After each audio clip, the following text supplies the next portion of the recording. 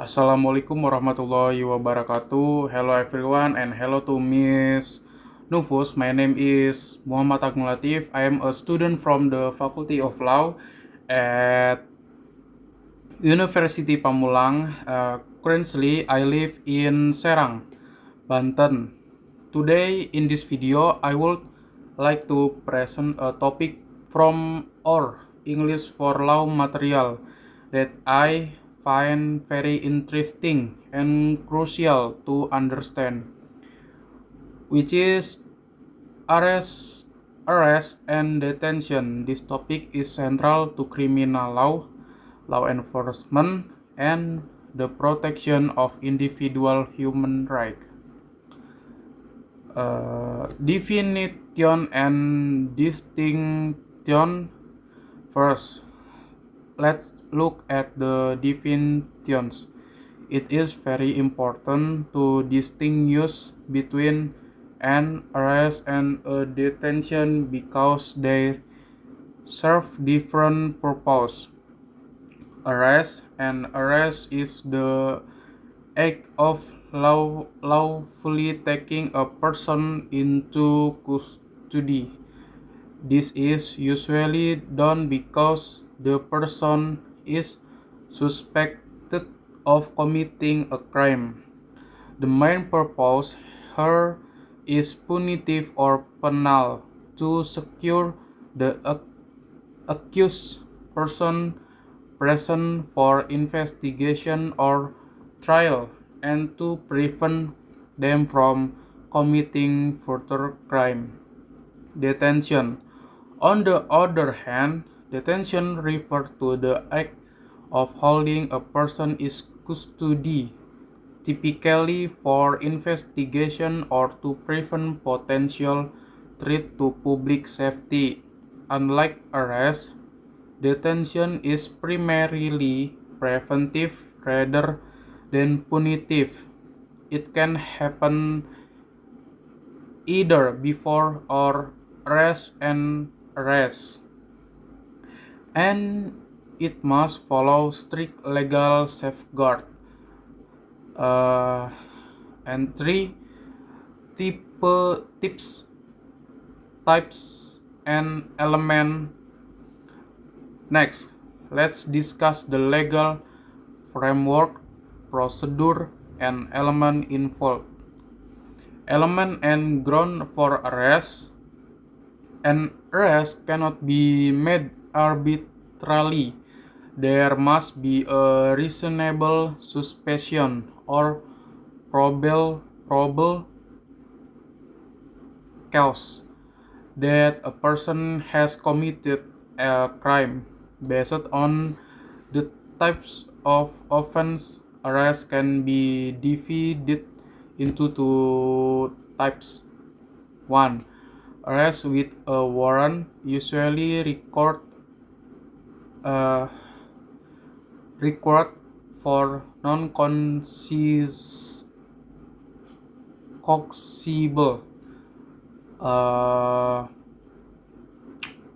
less serious offenses. 2. Arrest without a warrant, allowed for cognizable serious offenses such as death or violent crime. Furthermore, an essential element during an arrest is that the person arrested must be informed immediately of the reason for their arrest and their legal rights, including the right to counsel. Procedure and safeguard for arrest procedure. Law enforcement must follow these rules. 1. Communicate the reason for the arrest. 2. Use of force must be reasonable and proportionate. 3. A search of the person can be conducted for safety and to find evidence. 4. The arrestee must be brought before a court within a specific legal period. For detention procedures, the elements include one respecting the detained's right, such as the right to remain silent and to have legal representation. To detention must be recorded and reviewed regularly to prevent abuse. 3. Detention condition must respect human dignity and comply with international human rights standard. Example for 3.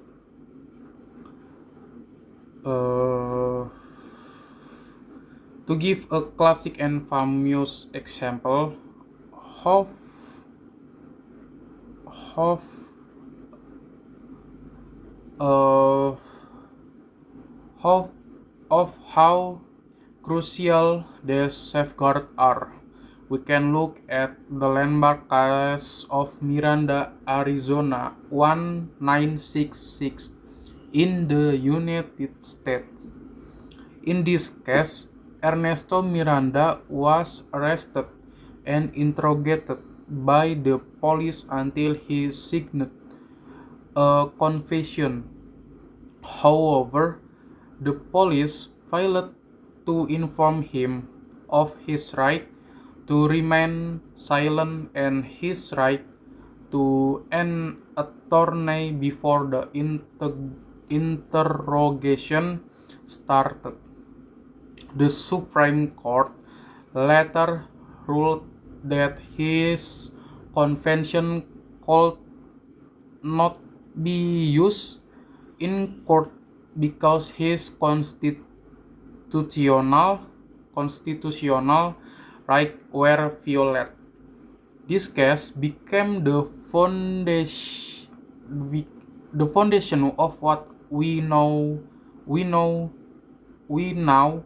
know as the Miranda rights, proving that an arrest is not just about catching a suspect, but strictly following constitutional procedure. Okay, next opinion and human rights consideration. And now I would like to share my opinion on this topic.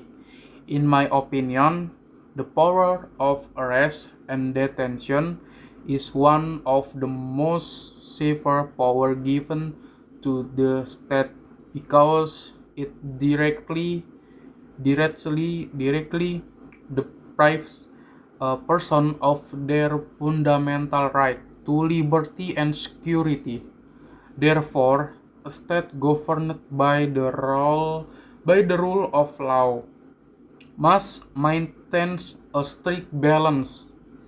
Law enforcement officer must balance effective policing with absolute respect for individual rights and the presumption of innocence. When arbitrary arrest, denial of counsel, or inhuman treatment occurs, it is not just a violence of domestic law, but also a violation of international human rights through the case studies mentioned in our material, such as ensuring the right to counsel during questioning. We can see the legal safeguards are not meant to protect criminal, but to protect justice itself, ensure that no innocent person is wrongfully deprived of their freedom. And 5. Reference to compile this presentation. The reference and sources taken are from our Faculty of Law material, which includes source from 1. College of Policing, Response, Arrest, and Detention. Number 2. Citizen information, detention, arrest, after arrest. And 3. ELMS Academy, difference between arrest and detention. And 4. legalbook.ea arrest, detention, and questioning, law and practice. And 5. Emon, detention, arrest, and the right the counsel.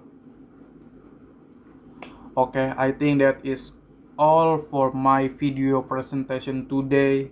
Thank you so much for your attention, and thank you to Miss Nuvel for this opportunity.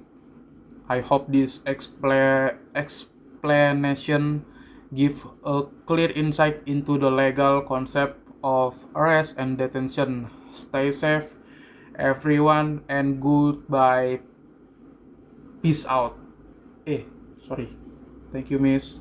Wassalamualaikum warahmatullahi wabarakatuh.